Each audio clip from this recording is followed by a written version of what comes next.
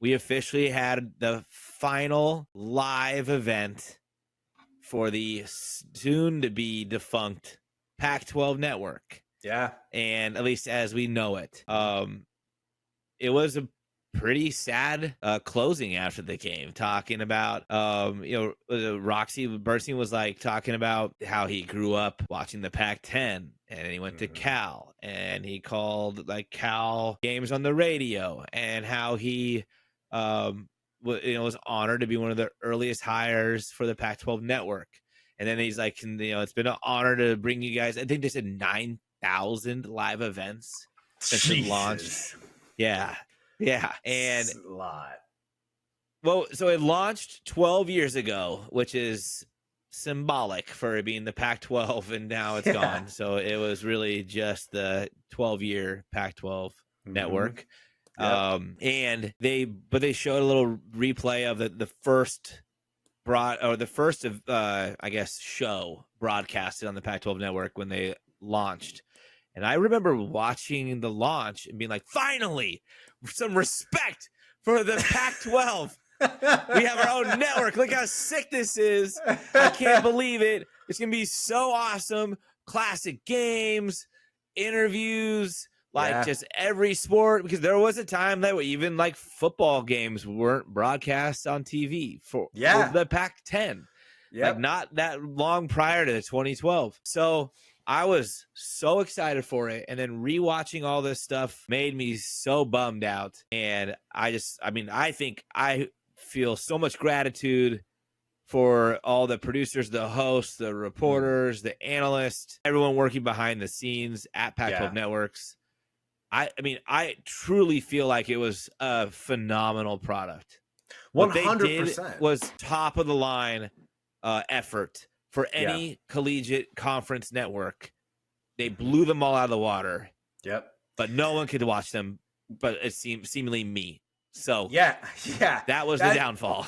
100%. And I think the Pac-12 network, you hear the name and people sort of like groan or roll their eyes, or there's a lot of frustration behind the Pac-12 network, but the talent on the Pac-12 network was truly amazing. And the technology. I don't watch a whole lot of the Big Ten network or the SEC network or the Longhorn network, but I have watched them, and it just felt like the personalities on the Pac-12 network were, for lack of a better term, just better and more interesting. I think that they did a much better job of making sure that each school was represented. More so than some of the other conference networks. But yeah, man, it is sad. I know, we both grew up on the West Coast as fans of teams in the Pac-10. And just like, I don't know, not even watching Oregon State games, but watching like Stanford versus Arizona State and hearing that the music that you would hear on Fox Sports Northwest or Fox Sports Bay Area or whatever it may be, that's just going to no longer be the case. And some of the schools are going to be in the same conference, but there is no clearly that's maybe a discussion of things that could change too, but we won't talk about farewells yet. Maybe somebody will address some of these secondary conference farewells for these treacherous 10.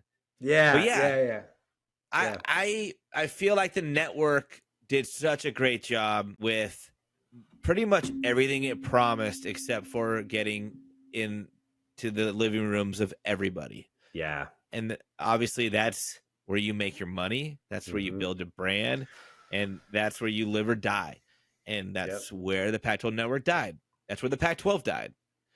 And so, you look at the technology, you look at the talent. I would say that both of those things rivaled, if not beat, every other college conference network and maybe some mainstay networks.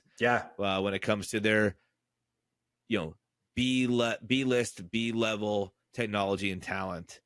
These guys, everybody, the Pac-12 networks were just top notch, absolute pros.